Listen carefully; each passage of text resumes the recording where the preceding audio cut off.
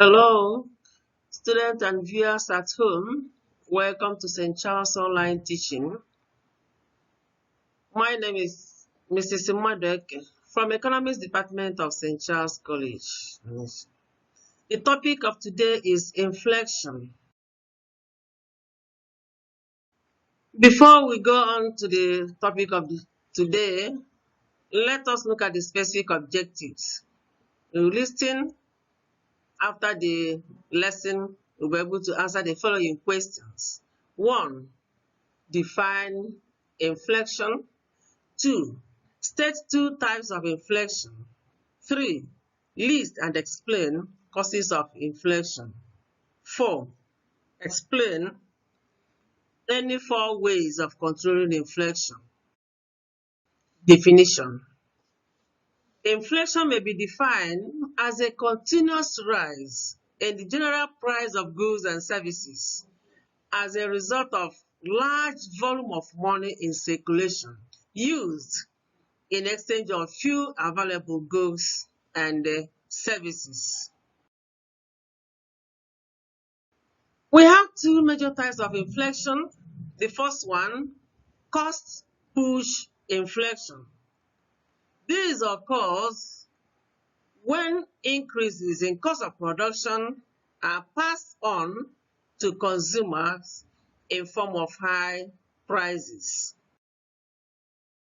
Then the second one is demand pull inflation.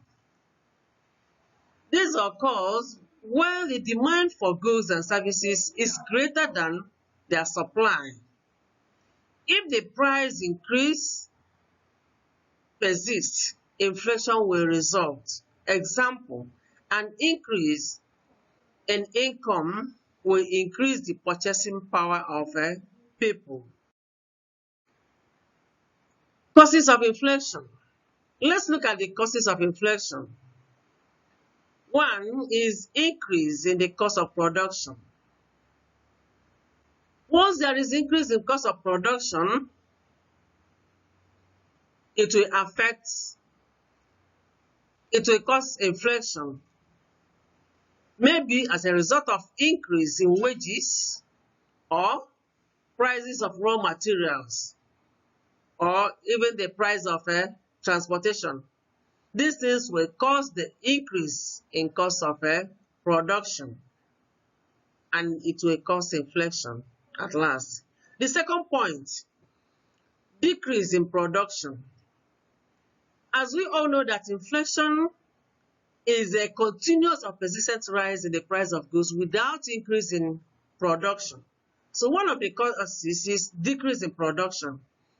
This decrease the quantity of goods available without equal decrease in the volume of money in circulation. 3. Increase in bank lending. Excessive bank lending increases the supply of money. If it is not matched by increased supply of commodities, prices will rise, and if it persists, inflation will result. 4. Increase in wages and salaries of workers. When workers demand for increase in wages or salaries, and if that is done without increase in the volume of goods and services, this will increase their purchasing power. 4. The fifth one, deficit budget. When government expenditure is more than its income, it results in deficit budget. And when it is done, it will now affect the volume of goods in the market. Reduction of imports. One of the causes of inflation is reduction of imports. Because once there is inflation in a particular country, the prices of goods of that particular country will continue to increase. This will cause inflation in a country that depends more on foreign-made goods, especially if the reduction is without equal increase in the local production. 7. Increase in demand. As we have demand pull inflation. When the demand for goods and services is greater than supply, this results in inflation. The next point is war. During war period, people tend to concentrate more in production of war materials without increasing in production of goods and services, and that will cause inflation for the few available goods in the market. Then population increase.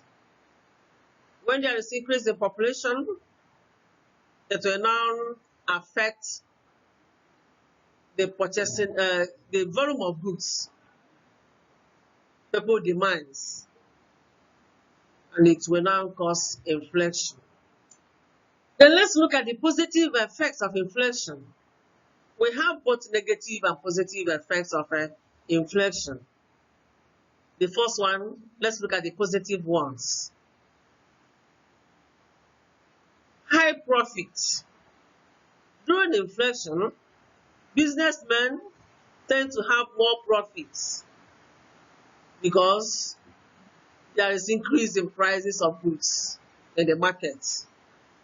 Another one is reduction in burden of debt. During inflation, debtors gain because there is too much money in circulation, and they will pay with money that has less value.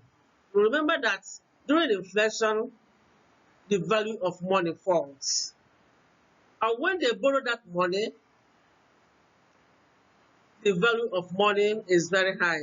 But because of inflation, the value of money reduces, and that time they have to pay. So in that case, the debtors gain more during inflation. The next point is a high tax yield. As a result of high volume of money in circulation, government is able to realize high yield from taxes. 4. Higher output. Higher prices of goods and services encourage producers to embark on large-scale production, resulting in greater output. These are the major positive effects of inflation. Then let's look at the negative effects of inflation. The first one is a reduction in the value of money. This is one of the noticeable effects of inflation in a country. The value of money reduces, the purchasing power of money. If you have 1,000 naira, if you go to the market, you are able to only buy few goods because the prices of goods is very high. 2. Inflation discourages savings. People spend more money, leading to low or no savings. Because prices of goods in the market is very high, you cannot save. 3. Creditors lose during inflation. This is because the value of money they will receive will not be equal to the one they lent out. The next point is fixed income earners lose. People on fixed income suffer a reduction in their real income, that is the amount of goods which their income can buy will fall because of a fall in the value of money. Example, pensioners. 5. It causes deficit balance of payments. During inflation, increase in domestic prices affects the prices of exports. but the price of import becomes relatively cheaper. It tends to encourage import and discourage export. 6. It discourages investment. Absence of savings and reduction in the value of money have adverse effects on investment. Then the 7th one is fall in standard of living. So let's look at how to control inflation. The first one is industrialization. It will reduce over-reliance on imported goods and brings about increase in output, which will reduce prices. When country encourages industries, it will help to increase the output of goods and services. 2. Use of physical measures. Inflation can be controlled with the use of fiscal measures to reduce the amount of money in circulation. Example, increase in direct taxation, decrease in indirect tax, and reduction in government expenditure. You will remember that when we discussed about taxation, we talk of use of fiscal measures. Once you hear fiscal measures, we are talking of the use of tax and government expenditure to reduce or increase money in circulation. 3. Use of contractionary monetary measures like increasing the bank rate, open market operation, and cash deposits. Once you hear monetary measures, it is the use of bank rates, open market operation, cash reserve ratio. These are the measures used to control money in circulation. 4. Effective use of price control. The use of price control by the government officials and the application of rationing to maintain price level help to control inflation. 5th point, removing bottlenecks in the distribution system. Example, provision of good roads and the provision of storage facilities. This will help to increase supply of goods in the market in order to control inflation. The next point is use of income policies such as wage freeze, delay in promotions. Because once there is increase in wages and there is increase in promotions, it tends to increase the purchasing power of the workers, thereby making inflation to set in because they are purchasing few goods with too much money in circulation. The next point is discouragement of importation. Government should discourage importation from countries already experiencing inflation. The last one is the use of budget surplus. These are the measures used to control inflation. And my students, we have come to the end of this lesson. Thank you for listening. But I want to use these questions to evaluate you. 1.